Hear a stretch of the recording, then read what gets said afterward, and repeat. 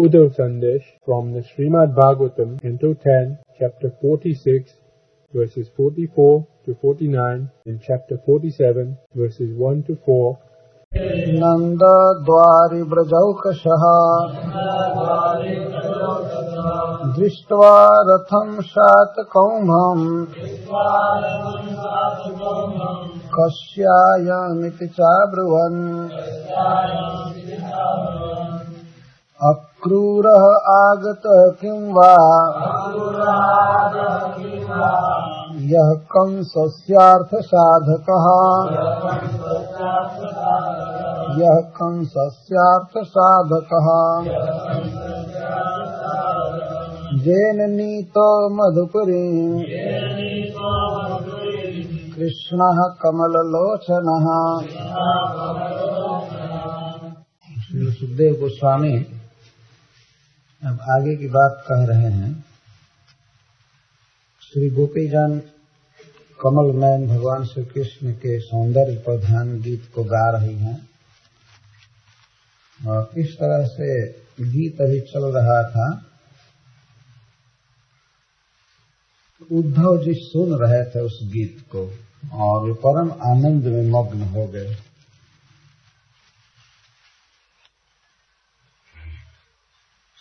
ब्रजवासी तो रोज सुनते थे उस गीत को, उन्हें कृष्ण के साहचर्य संग की स्फुरना हो रही थी और उद्धव जी भी मोदाभिमग्नो अभवत्, मोद समुद्र में मग्न हुए। बहुत सुंदर लग रहा था गीत और वे गांव से थोड़ा बाहर निकलकर सुन रहे थे उसको। अब सूर्योदय हो गया। जब भगवान सूर्य उग गए, सब जगह प्रकाश छा गया, तो ब्रजवासियों ने नंद महाराज के द्वार पर एक सोने का रथ देखा खड़ा है, 7 कौम्भम रथ। इससे यह सिद्ध होता है कि उस रथ में जितने भी उपकरण लगे थे उसके निर्माण में, उन सब में स्वर्ण की प्रधानता थी, इसलिए सोने का रथ कहा गया। बहुत सुंदर रथ था। उसे देख करके ब्रजौकसः ब्रजवासी, आगे इसका रहस्य उद्घाटन हो रहा है कि वो स्त्रियां थी। स्त्रियों के लिए यहाँ ब्रजौकसः शब्द का प्रयोग किया गया। स्त्रियां आपस में बात करने लगी। ओकह का अर्थ होता है निवास और ब्रज का अर्थ है ब्रज, और ब्रजौकसः बहुवचन में है। ब्रज जिनका निवास है वे ब्रजवासिनी स्त्रियां बात करने लगी उस रथ को देखकर। सुखदेव गोस्वामी सूर्य के लिए भगवान विशेषण दे रहे हैं। क्या भाव है सुखदेव गोस्वामी के मन में सूर्य को भगवान कहने का? श्रीपाद सनातन गोस्वामी लिखते हैं, भगवती इति तमो नाशनादि सत्यादि रूपेण श्री भगवत पूजाधिष्ठानत्वादिना वा। संपूर्ण विश्व के अंधकार का नाश कर दिया सूर्य ने, तो सूर्य के इस प्रभाव का वर्णन करने के लिए भगवान शब्द का प्रयोग कर रहे हैं। अथवा भगवान की पूजा सूर्य के भीतर होती है, सूर्य मंडल के भीतर, तो वे भगवत पूजा के अधिष्ठान है, इसलिए उनके लिए भगवान शब्द का प्रयोग किया जा रहा है। तादृशी स्तुतिश्च तद उदयस्य सर्वेषां ब्रजवासिनां श्री कृष्ण वार्ता प्राप्ति सुख समय हेतुतया संतोषेण। अथवा सुखदेव गोस्वामी भगवान सूर्य की इस तरह की स्तुति कर रहे हैं, भगवान कह रहे हैं। इसमें कारण ऐसा लगता है कि आज सूर्योदय के बाद सूर्य के प्रकाश में ब्रजवासियों को श्री कृष्ण के वार्ता की प्राप्ति होगी और उस वार्ता से समस्त ब्रजवासी सुखी होंगे। इस संतोष के कारण सूर्य को भगवान कह रहे हैं। इसके पहले भी सूर्य का वर्णन किए हैं कि विभावसौ अस्तम गते सती, सूर्य अस्त हो रहा है, उस समय भगवान नहीं कहे।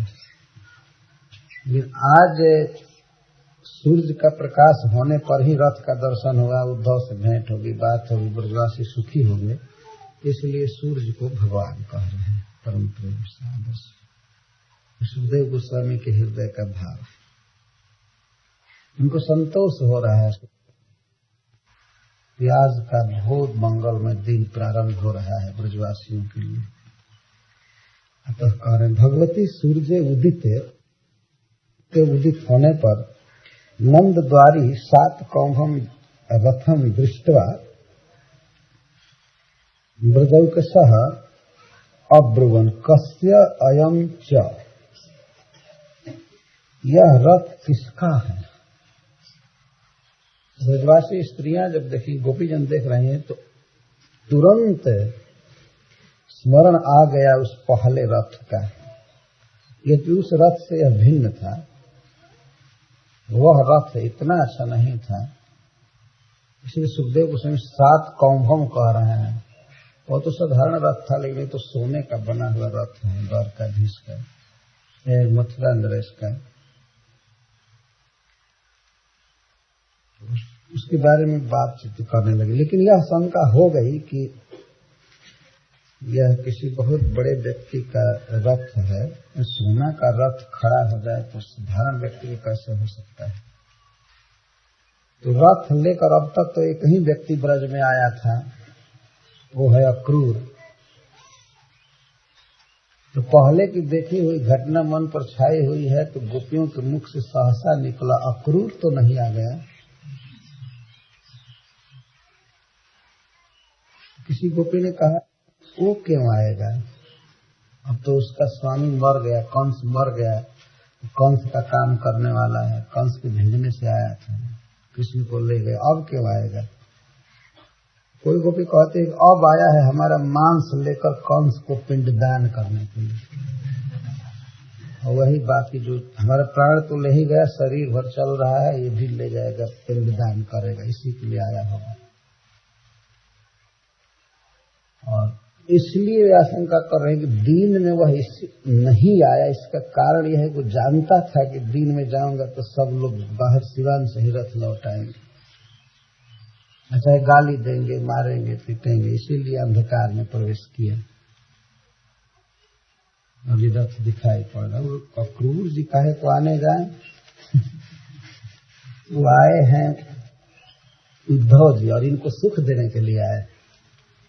हरिसूर्य जी इस पर एक उक्ति कहते हैं, निष्फलाति करो त्यार्ति प्राग दृष्टाश्लील कर्मजा।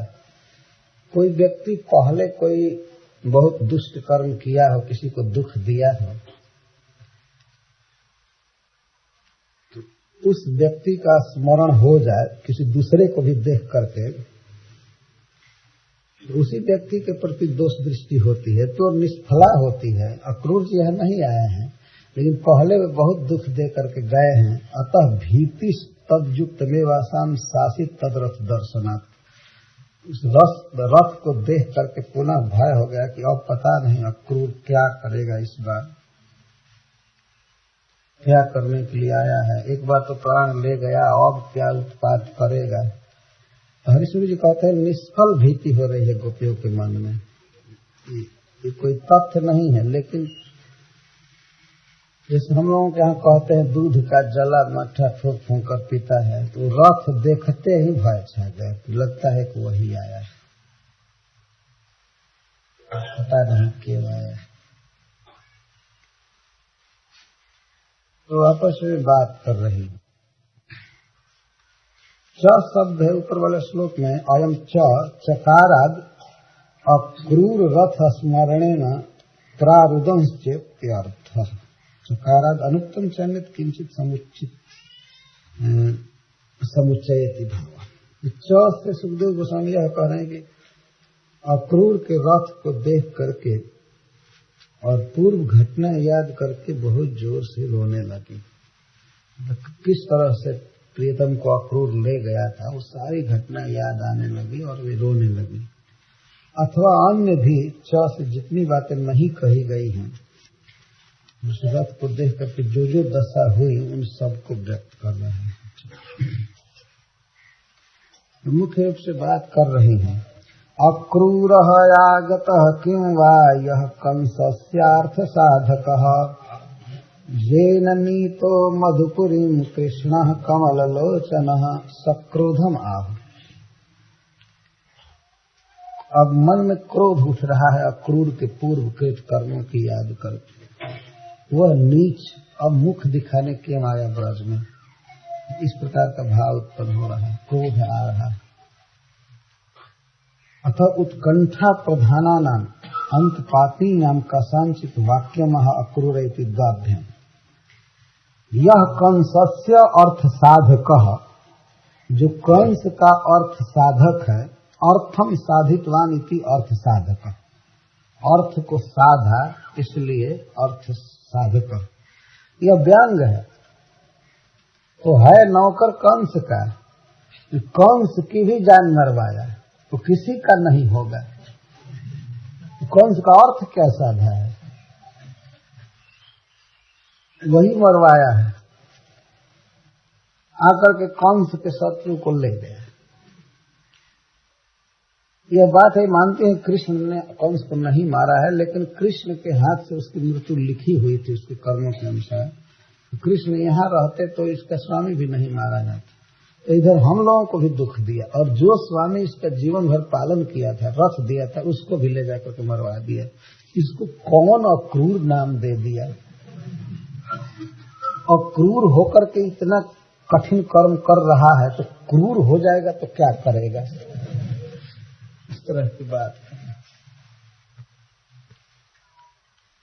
अक्रूर आगतः क्यों, यह कंस से अर्थ साधक, जो कंस का अर्थ साधा, अर्थम साधितवान इति अर्थ साधक।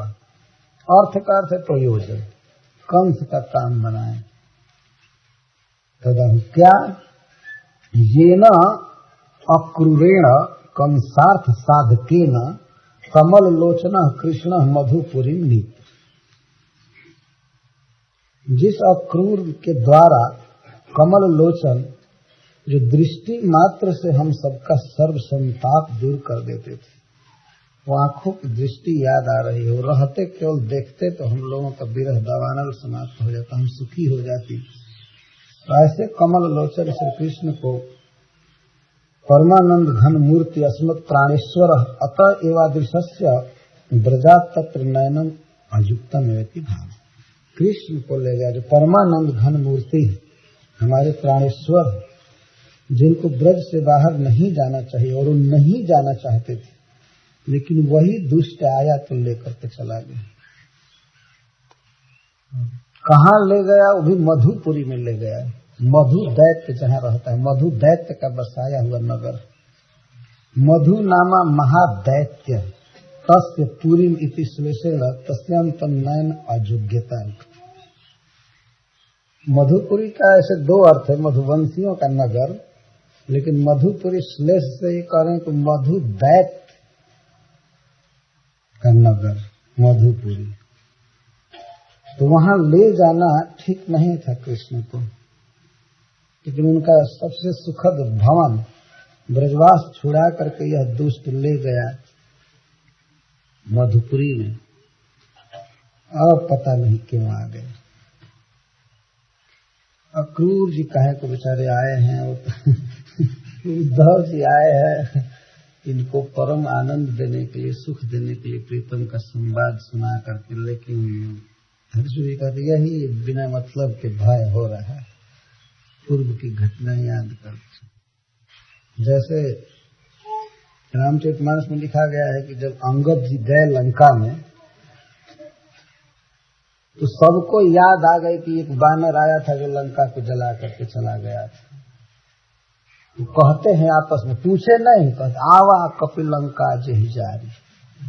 वो जिसने लंका को जलाया था वही आ गया। इसका मतलब कि चेहरा वहरा सब अंगद जी का हनुमान जी का मिलता जुलता था, वही आ गया। और बिना पूछे वो लोग रास्ता अंगद जी को बताते थे, सरकार ये रास्ता जाएगा रावण के पास,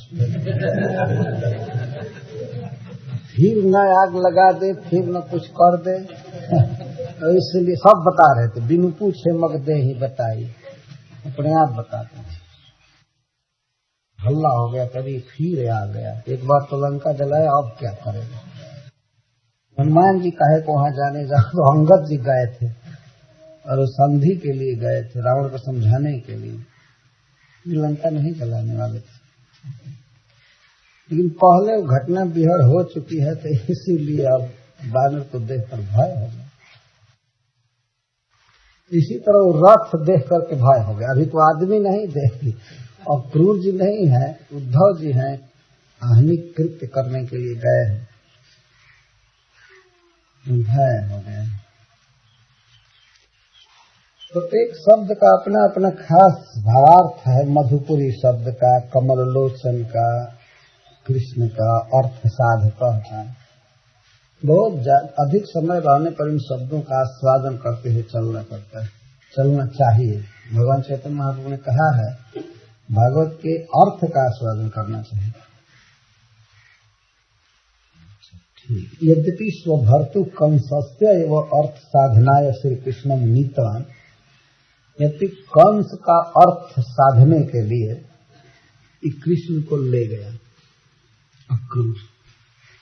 कंस का अर्थ साधने के लिए ले गया, मतलब ब्रज में संवाद फैल चुका था कि कंस अक्रूर को भेजा था कृष्ण बलराम को ला करके उनकी जान मारने के लिए, और यह दुष्ट जानता था और बैठा करके ले गया। इतना यह क्रूर है, इसके समान तीनों लोक में क्रूर कोई व्यक्ति नहीं। ले गया कंस का अर्थ साधने के लिए, लेकिन तथापि दैवात, और दैव का ऐसा विधान, ईश्वर की ऐसी कृपा की हमारे प्रियतम के हाथों से मारा। तस्मिन् घातिते स्वार्थ साधनाय तत्र श्री कृष्ण रक्षित्वा जब पुनरागत। तो इस तरह से इसके द्वारा तो कंस का अर्थ तो श्रद्धा में, कंस को मरवा दिया। ले गया एक कृष्ण को मारने के लिए, लेकिन कंस को मरवा दिया। जो कंस को मरवा दिया तो रथ पर श्री कृष्ण को बैठा कर उसे लाना चाहिए था, तो वहीं पर श्री कृष्ण को छिपा दिया, और अब पता नहीं किस अभिप्राय से आया है। यदि कोई यह पूछे कि हो सकता है कृष्ण को लेकर के आया हो, लोग भीतर घर में अभी सोए होंगे, रात को पहुंचे होंगे, ऐसे क्यों कह रही हो कि कृष्ण को नहीं लाया। लेकिन इनको विश्वास है कृष्ण आए होते तो सबसे पहले हमारे पास आए होते। स्वभाव को मिला करके कह रहे हैं वो, और वो नहीं आए। श्री कृष्णम रक्षित्वा जब पुनरागत तत् न्यूनम अभिप्रायण, उसका अभिप्राय क्या है आने का। कंसम घातयित्वा पुनः किमर्थम आगत इति आशंक्य कार्यम संभावयन्ति। आशंका करके स्वयं ही अनुमान कर रहे हैं। प्रेतस्य भर्तु निष्कृति, अपने मरे हुए स्वामी के कंस के निष्कृति के लिए, उसका ऋण चुकाने के लिए, या अर्ध दैहिकम, उसकी ऊर्ध्व गति करने के लिए, अस्माभि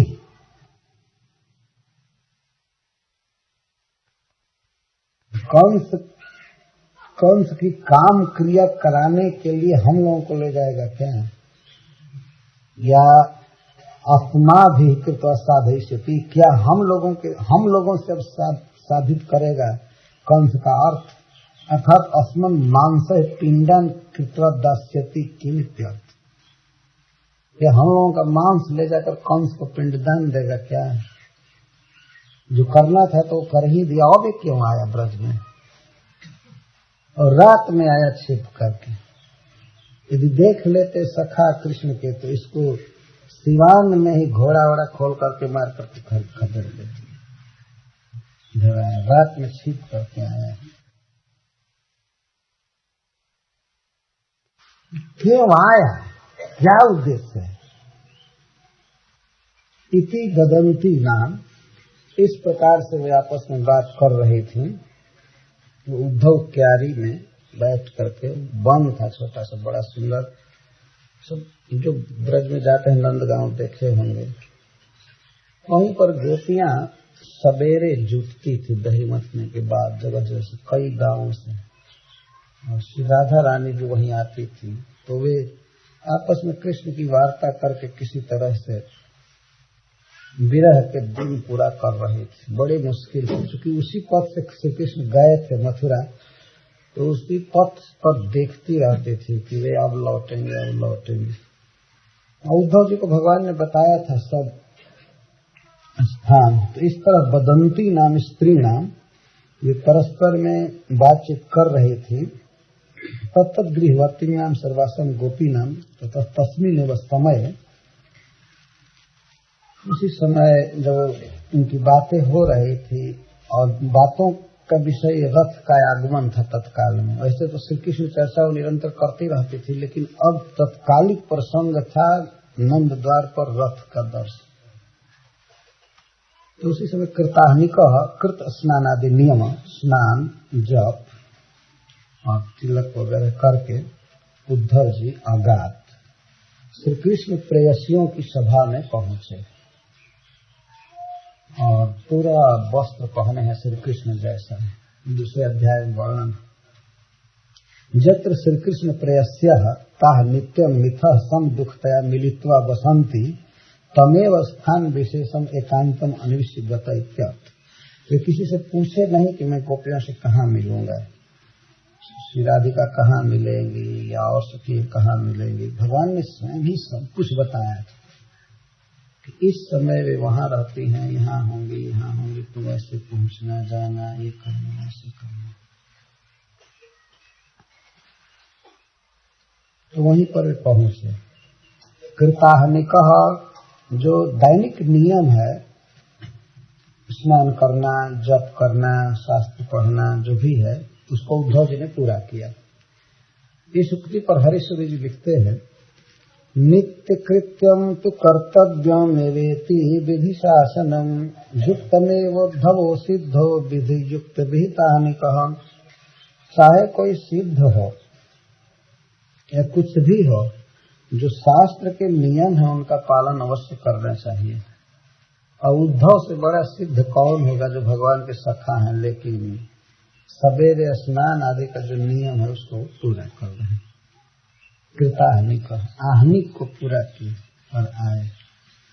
और एक बहुत सुंदर शब्द कह रहे हैं, स्रौत कृष्णोज्ज्वल रसाभिषिक्त शोधवस्य ही कृष्णोज्ज्वल रस स्नानं तदासित सिद्ध साधनम।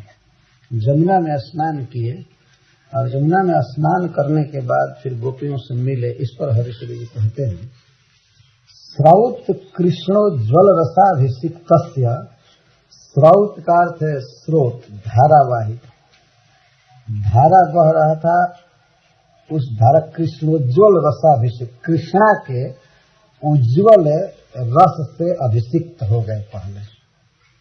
स्रौत कृष्ण, और स्रौत का एक और अर्थ होगा श्रुति प्रतिपादित कृष्ण का उज्ज्वल रस, कृष्णोज्ज्वल रस। और धारा के रूप में बहने वाले कृष्णा के उज्ज्वल शुद्ध निर्मल जल में अभिषिक्त हुए। तो कृष्णा के उज्ज्वल रस में अभिषिक्त हुए, तो कृष्ण के उज्ज्वल रस में फिर स्नान करने आ रहे हैं, तो बिल्कुल ठीक। उज्ज्वल रस मतलब श्रृंगार रस, माधुर्य रस। कृष्णा का उज्ज्वल रस और कृष्ण का उज्ज्वल रस, और दोनों स्रोत है। यह भी श्रुति प्रतिपादित है और वह भी बह रहा है, तो ठीक है। उन्होंने जो कुछ किया अच्छा किया। स्रौत कृष्णोज्ज्वल रसाभिषिक्त ध्वस्य ही कृष्णोज्ज्वल रस स्नानम तदासित सिद्ध स्नान। कृष्ण के उज्ज्वल रस में उनको अवगाहन करना है, श्री गोपीजनों से बातचीत करना है। तो शायद उद्धव जी यह सोच करके कृष्णा के उज्ज्वल रस में जल में स्नान किए कि पहले मैं ये योग्य बन जाऊं। श्रुति प्रतिपादित कृष्णोज्ज्वल रस में स्नान कर लूं, तब मैं कृष्णोज्ज्वल रस को समझूंगा। उन्होंने ठीक किया, वे जमुना में स्नान करके गए।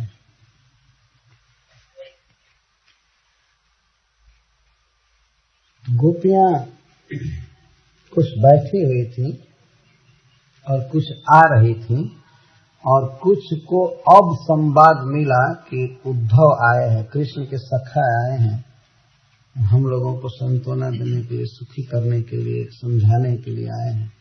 तो गांव गांव में यह खबर फैल गई तुरंत, और झुंड की झुंड गोपियां आने लगी उद्धव जी से मिलने के लिए। रत्नाकर जी यहाँ कुछ लिखते हैं।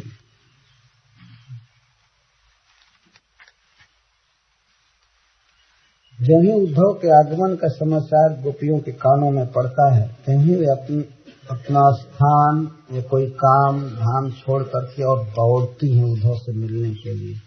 बहुत बड़ा उल्लास छा गया, हर्ष छा गया, यह सोच करके कि प्रियतम ने हमें याद किया है, कृष्ण ने याद किया और अपने सखा को भेजे।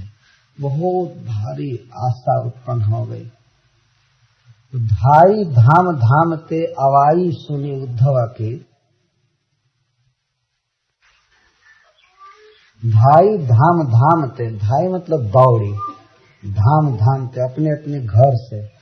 आवाई सुनी उद्धव की, उद्धव की आवाई सुनकर, उद्धव आए हैं, श्री कृष्ण के सखा आए हैं, सुन करके अपने अपने घर से दौड़ी। बाम बाम लाख अभिलाषा इसको भय रही। बाम बाम मतलब स्त्रियां झुंड की झुंड स्त्रियां आ रही हैं, गोपीजन, और लाख प्रकार की अभिलाषाओं से सनी हुई है, पगी हुई है कि मैं उद्धव से यह कहूंगी, मैं उद्धव से यह कहूंगी, यह पूछूंगी, ऐसे करूंगी, वैसे करूंगी। लाखों अभिलाषाएं हो रही हैं। कहे रत्नाकर कवि कहते हैं, पै बिकल बिलोक तिन है, सकल करे जो थामी आपन को खोए रही। लेकिन उद्धव जी को विकल देखकर, उद्धव जी का जब चेहरा उन लोगों ने देखा तो उद्धव जी विकल थे। रात में नंद बाबा की दशा देखकर उद्धव का मुखमंडल मुरझाया था कि जिस काम के लिए आए वो कर नहीं सके। तो नंद बाबा को सुखी नहीं कर पाए तो हम गोपी जनों से क्या बात करेंगे, कैसे कहेंगे, यह संभावना करके वे विकल थे। तो उद्धव जी को विकल देखा। विकल बिलोकी तीन है, सकल करेजो थामी आपन को खोए रही। जब उद्धव को विकल देखा तो वो भी करेजा को थाम करके हाथ से आह करने लगे कि अब हम क्या इनसे पूछे। मतलब ये आशा हो गई कि कोई अनुकूल समाचार नहीं है, कृष्ण के आने का समाचार नहीं है। लेखी निज भाग लेख रेख तीन आनंद की। उद्धव के मस्तिष्क पर बदन पर देखने लगी और उनके बदन को मुख को देख करके अपने भाग्य की रेखा पढ़ रही है। जो उल्टा है, अपने मुंह में अपने भाग्य की रेखा होती है ललाट में, लेकिन उद्धव के मुख में अपने भाग्य की रेखा पढ़ रही है। मतलब ये देख रही है कि हाय है हमारे भाग्य में क्या लिखा है। हमारे प्रियतम के मित्र भी आए हैं तो बहुत खिन्न है, क्या हो गया, कोई बहुत दूषित घटना हो गई मथुरा में, क्या हो गया। लेखी निज भाग लेख रेख तीन आनंद की। उनके आनंद में अपने भाग्य की रेखा देखते हैं। जानन किता ही आतुरीसो मन भय रहे। इसको जानने के लिए कि हाय विधाता हमारे भाग्य में क्या लिखा है। इसमें भय रहे मतलब सन गई। अभी जानना चाहते थे, उद्धव के मुख से सुनना चाहते थे कि क्या समाचार है, क्या समाचार है। तो आंस रोकी, सांस रोकी, आंसकार से आंसू रोक लिया, पहुंच लिया पूछने के लिए। उमड़ रहा था आंसू, लेकिन आंसू रोकी, आंस रोकी, सांस रोकी और सांस को भी रोका कि सुने क्या बोलते हैं। आंस रोकी, सांस रोकी, पूछना हुलास रोकी और पूछने की जो अभिलाषा थी उसको भी रोका। मतलब पूछना नहीं चालू किया। उद्धव को ही सोचते थे यही बोले कुछ सुनाए। मूर्ति निराश किसी आस भरी जोय रही। ऐसा लगता था गोपियों का शरीर ऐसा था जैसे मूर्तिमान निराशा आशा से भरा हो। धाई धाम धाम ते आवाई सुनी उद्धव की। धाई धाम धाम ते आवाई सुनी उद्धव की। बाम बाम लाख भी लाखनी शोभय रही। कह रत्ना कर विकल बिलोकी तीन। सकल करे जो थानी आपुना पे कह रही। लेखी लेख भाग लेख रेखती नयानन की जानन की तई अतुल समान में रही। आसरो की सासरो की पूछन हुलासरो की मूर्ति निराश की सी आस भरी जय रही।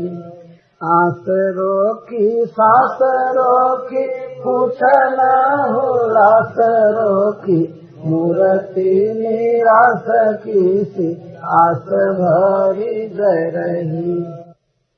तो उद्धव के आवन की सुधि ब्रज गावन में पावन गवाए लगे। ब्रज के गांवों में जब गोपियां यह सुधि पाने लगे कि मन भावन मनमोहन श्री कृष्ण के भेजे हुए उद्धव जी आए हैं, इस सुधि को जब ब्रज गांव में पाने लगे तो रत्नाकर कवि कहते हैं कि ग्वालिनों की झौर झौर झुंड झुंड समूह समूह ग्वालिनों का दौरी दौरी नंद पौरी आवन तबय लगी। दौड़ दौड़ करके नंद पौरी में नंद महाराज के भवन की तरफ आने लगे और वहां जाकर के उद्धव का पता पा करके उद्धव जी के पास आकर के देखने लगे। उद्धव जी उस समय बैठे थे और गोपियां चारों तरफ खड़ी थी और ऐसे पत्र को लिए थे हाथ। गोपियां चारों तरफ से उझकी उझकी पद कंजनी के पंजनी पर, अथवा उद्धव जी पत्र लेकर के खड़े हैं तो कोई पीछे से कोई कहीं से अपने पंजे पर उचक उचक कर पत्र देख रही है कि हमारे विषय में क्या लिखे हैं, वो पढ़ना चाहती है क्या लिखे हैं क्या लिखे। उझकी उझकी, उझकना समझते हैं, जब आधे पैर पर अगले पैर पर खड़े होते हैं देखते हैं तो उसको उझकी कहते। देखना उझकी उझकी पद कंजनी के पंजनी पर, पद कमल के पंजे पर उझक उझक कर पेखी पेखी पाती छाती छोहनी छोए लगी। पत्र को देख देख करके और केवल बिना पढ़े ही पत्र को लेकर के छाती से छुआने लगी। पत्र श्री कृष्ण जैसा प्रिय है तो उसको छाती से छोहनी माने छोह से प्रेम से छुआने लगी और कहने लगी, हमको लिखो है कहा, हमको लिखो है कहा, हमको लिखो है कहा, कहा न सबय लगी। सभी यही कहने लगे, हमको क्या लिखे हैं, हमको क्या लिखे हैं, हमको क्या लिखे हैं, पढ़िए बताइए बताइए। भेजे माना भावना के उद्धव के आवाना की सुधि ब्रज गावाना में पावन जब लगी। कह रचना कर गुआलिना की झोर झोर दौर दौरी नंद पौरी आवन तब लगी। उझकी उझकी पद कंजनी के पंजनी पर पेखी पेखी पाती छाती छोहनी तब लगी।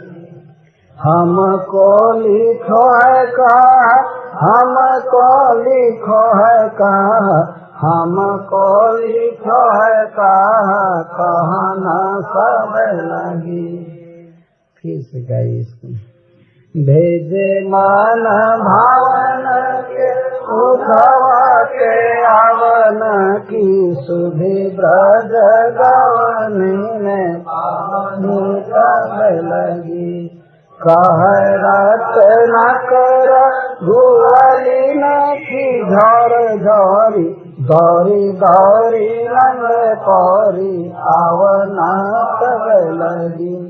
उझकी उझकी पद कंजनी के पंजनी पे फेंकी पेखी पाती छाती सोहनी तब लगी। हमको लिखो है कहा, हमको लिखो है कहा, हमको लिखो है कहा, कहना सब लगी। तो सभी यही कह रहे, हमको क्या लिखे हैं, हमको क्या लिखे हैं, हमको क्या लिखे हैं। से मिलने के पहले दूर से उद्धव जी को जब वो देखती हैं तो उसका वर्णन सुखदेव गोस्वामी चालू करते हैं। विष्णु का उवाच। संवीक्ष्य कृष्णानुचरम् व्रजस्त्रियः प्रलम्बबाहुं नवकञ्जलोचनम् पीताम्बरम् पुष्करमालिनम् लसन् मुखारविन्दम् मणिमृष्टकुण्डलम्। दो श्लोक का अन्वय एक में है। कृष्णानुचरम, कृष्णस्य अनुचरम भृत्य, कृष्णम अनुचरति भक्ति विशेषेण सह कृष्णानुचरम। अथवा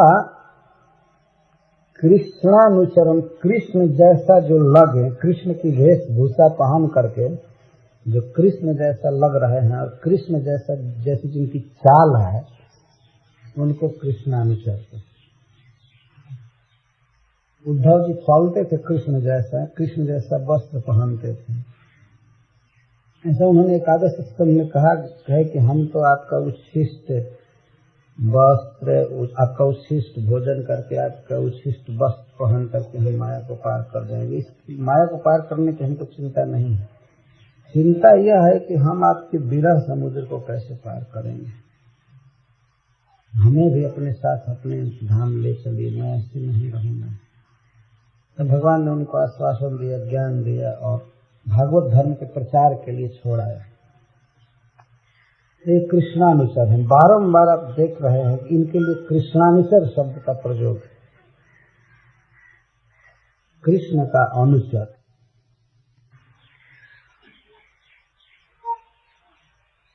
इस वर्णन से ऐसा लगता है कि श्री गोपी जनों को कुछ संवाद मिल गया था कि कृष्ण का अनुचर आया। वे उत्सुक नेत्रों से देख रहे थे कि वे कहाँ हैं, कहाँ क्या कर रहे हैं। तब तक उन लोगों ने देखा कि वे आ रहे हैं। संवीक्ष्य, इक्ष्य, साक्षात दृष्ट्वा इत्यर्थ। विशेष इक्ष्य, साक्षात देखा, दूर से ही देखा। कथम भूतम कृष्णानुचरम प्रलम्ब बाहुम प्रकर्षेण लंबो बाहु जस्य तम। प्रकर्षेण बहुत अधिक लंबी जिनकी बाहें थी, आजान लंबित भुजा थे। भगवान श्री कृष्ण जैसा ही इनका शरीर। प्रलम्ब बाहें, प्रकृष्ट लंब, घुटने तक जिनकी भुजा है उनको आजान लंबित भुजा। प्रलम्ब बाहु और बड़ी बड़ी सुंदर सुंदर भुजाएं। नवकंज लोचनम, नवीन कंजवत लोचने जस्य तम। नवीन कमल के समान सुंदर जिनकी आंखें थी।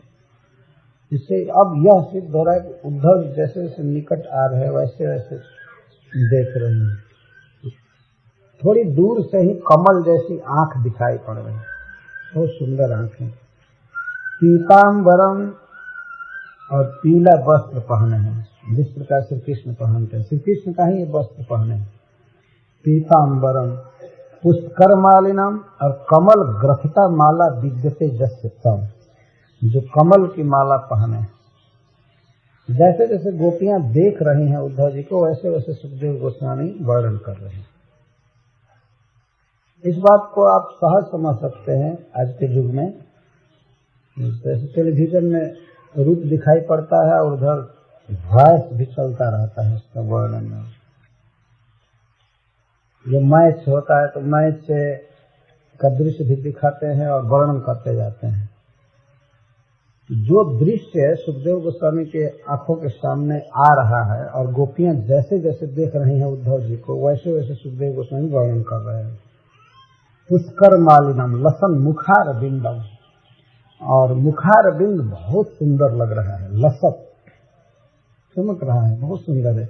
मणि मृष्ट कुंडलम, जो मणियों के उज्ज्वल कृत कुंडल को धारण किए हैं। उज्ज्वलीकृत कुंडल पहने हैं कानों में, बड़े उज्ज्वल है, झलमल झलमल कर रहे हैं।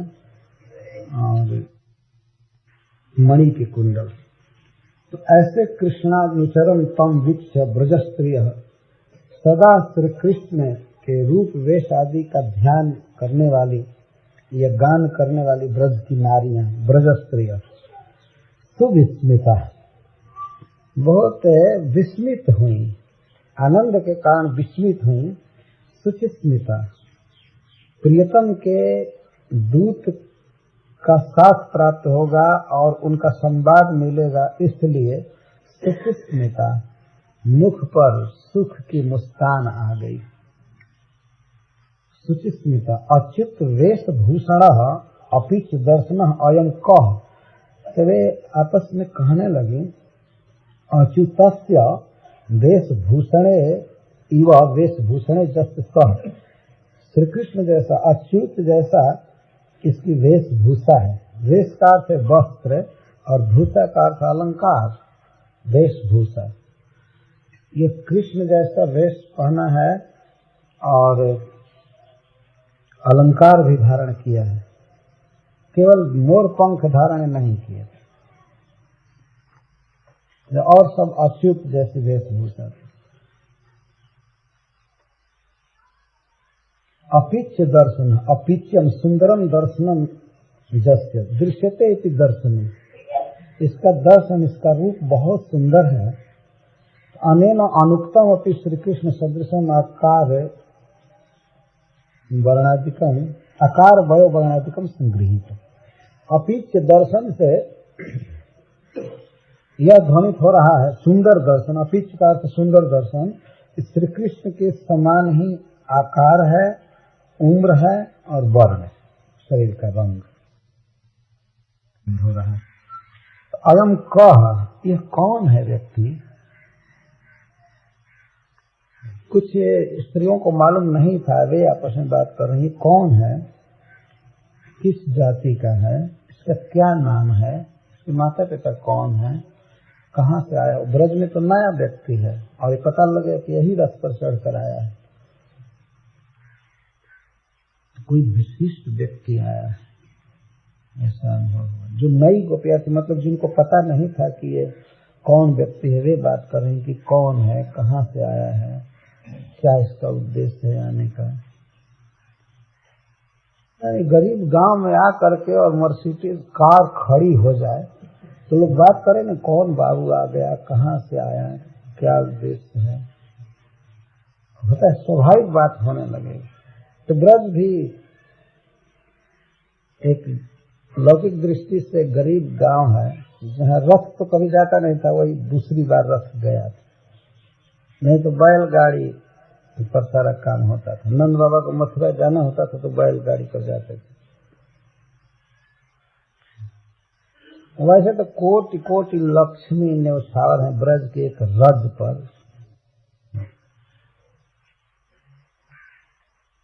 अयम कह, किसका आदमी, कस्य, एक यह प्रश्न मुख्य उठ रहा है कि कहाँ से आया है, किसका व्यक्ति है, यह किसका आदमी है, अथवा किसका पुत्र है। कस्य का अर्थ कुतः वा कस्मात् देशादयम् आगतः, यह किस देश से आया है, यह पता नहीं है कि मथुरा से आया है और कृष्ण का आदमी, कृष्ण का सखा है। इति उक्त्वा, यह कह करके सर्वा समुत्सुका, सभी कई स्थानों से मिलित हो करके और समुत्सुक थी ही, आकर के उद्धव जी को चारों तरफ से घेर लिया, मतलब उनको बड़ी उत्सुकता हुई और घेरने का कारण था उत्तम श्लोक पदाम्बुजाश्रय। उनको ऐसा कुछ आभास हो गया कि यह श्री कृष्ण का व्यक्ति है, क्योंकि श्री कृष्ण जैसा वेशभूषा पहना है, तो कुछ मिलान है ना भाई, कृष्ण जैसा वेशभूषा है तो कृष्ण का व्यक्ति है। इसी तो परिबब्रु, परितः बब्रु, बब्रु का अर्थ है आवृत वक्त्य, घेर लिया, उनके पास सब चली आई। अकेले दुकेले कोई गोपी नहीं आ रही थी, स्त्रियों में लज्जा होती है, क्यों जाए, पता नहीं कहाँ का पुरुष क्या है, लेकिन सब जब झुंड की झुंड जुटी तो उनको एक साहस हुआ कि चल पूछे कहाँ से आया है, क्या है। इसी सर्वा, तो इसीलिए सुखदेव गोस्वामी सर्वा शब्द का प्रयोग कर रहे हैं।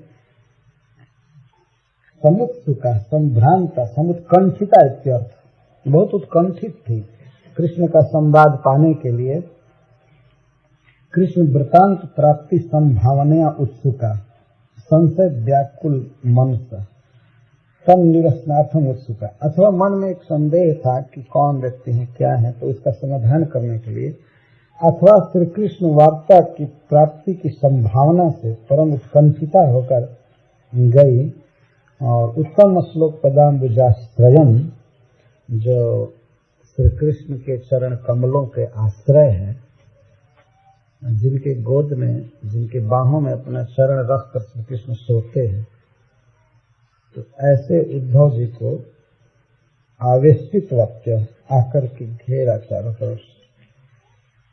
उत्तम श्लोक श्री कृष्ण तत्पदाम्बुजम एवं आश्रय जस्य तम जद्वा उत्तम श्लोक पदाम्बुजयो संवाहनाद्यर्थम उपधावन वद आश्रयम आश्रय उत्तम। तो उत्तम श्लोक पदाम्बुजाश्रय का दो अर्थ है। उत्तम श्लोक के चरण कमल जिनके आश्रय है उद्धव जी, अथवा उत्तम श्लोक के चरण कमलों के जो आश्रय निपात संवाहन करते हैं, तकिया के बदले अपने देह रख देते हैं उद्धव जी, तो भगवान के चरण कमल उन पर विश्राम करते हैं, तो उद्धव जी उन चरण कमलों के आश्रय है। इस प्रकार में बहुत निकटतम तो आकर के घेरा। तम प्रश्रयेणावनता सुसत्कृतं सव्रीडहासे क्षणसु नृतादिभि रहस्य पृच्छन्नुपविष्टमासने विज्ञाय संदेशहरं रमापतिः। प्रश्रयेण अवनता, स्वाभाविक विनय से वे झुकी थी। अभी भी उद्धव जी के पास आई तो सब बहुत नम्र थे। यहाँ अवनत का अर्थ है कि वे घूंघट ताने हुए आई, बहुत उत्सुकता से, उत्सुकता के मारे वे रह नहीं पाए, लेकिन फिर भी अभी वे विनय से अवनत थी, नम्र सिर थे। और सदृढ़ हास्य क्षणसु नृताद्भि, वे हंस रही थी, आनंद उच्छ्वलित हो रहा था, ये संभावना करके कि यह हमारे प्रियतम का दूत है, अथवा अब पता लग गया है कि ये प्रीतम के दूत हैं, कृष्ण के दूत हैं, तो इसलिए हास आ रहा है, खुशी आ रही है, लेकिन उसको लज्जा के द्वारा वे नियंत्रित कर रही है। इच्छा सुनृतादि, और प्रेम से उद्धव जी के प्रति देख करके और सुंदर वाणी से उनका स्वागत करके, सुसत्कृतम, स्वागत किए। कैसे स्वागत, किन किन बातों से की? सदृढ़ हास से, सदृढ़ इक्षण से और सुनृत्य से। नृत्य कहते हैं सुंदर वाणी, बहुत सुंदर वाणी बोलकर, आप कैसे हैं, आपका स्वागत है, ऐसे वैसे कुछ कहकर। रहसी एकांत में अपृच्छन उपविष्टम आसन, जब उद्धव जी आसन पर बैठे थे रहस्य एकांत में, तो वहीं पर उनको रमापति का संदेश हरम विज्ञाय, श्री कृष्ण का संदेश वाहक जान करके तब इस प्रकार पूछने लगे। यह रहस्य का अर्थ है कि नंद महाराज आदि न जाने, मतलब लोक से अलग, रहस्य का अर्थ है। रहस्य की बात करनी है, इसलिए रहस्य में बैठना, रहस्य में रहना जरूरी। एकांत में जहाँ केवल गोपियां हैं, वहाँ उद्धव जी बैठे थे, उनके चारों तरफ गोपीजन हैं। तो सुखदेव गोस्वामी कहते हैं कि रमापति का संदेश हरम विज्ञा, संदेश वाहक जानकर उनका स्वागत की और सलज्ज मुस्कान के साथ सुंदर वचन से उनका स्वागत करके और इस तरह पूछने लगी विनय से अवनत होकर। आसन पर उपविष्ट है, विष्टकार से बैठा हुआ और उपकार से सम्यक, वस्त्राद भी निर्मित आसने उपविष्ट। श्री गोपियों ने अपने अपने वस्त्रों को सजा करके उनके लिए आसन बनाया। ऐसे कैसे प्रियतम के दूत को बैठाएं भूमि पर।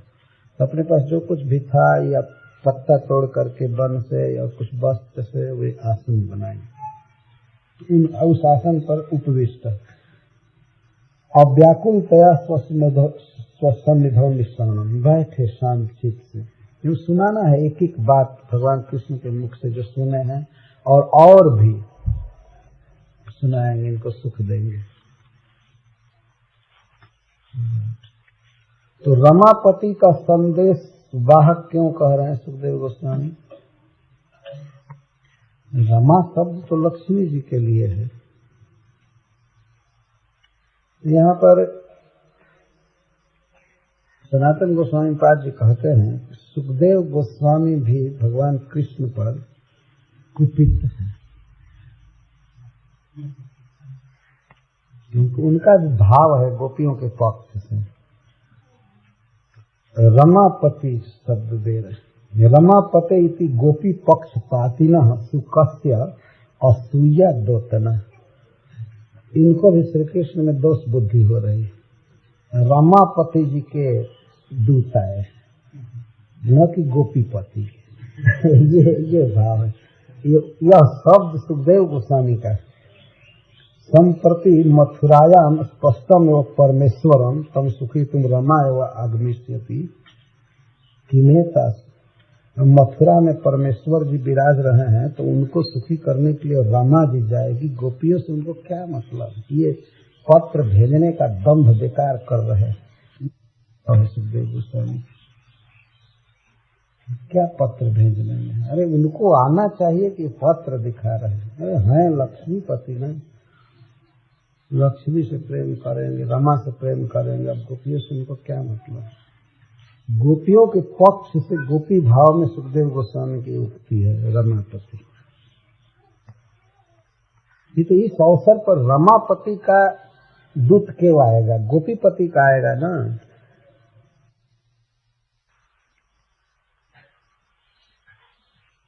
तो जब ये जान गए कि श्री कृष्ण के संदेश वाहक हैं तो उनसे वे इस प्रकार कहने लगे।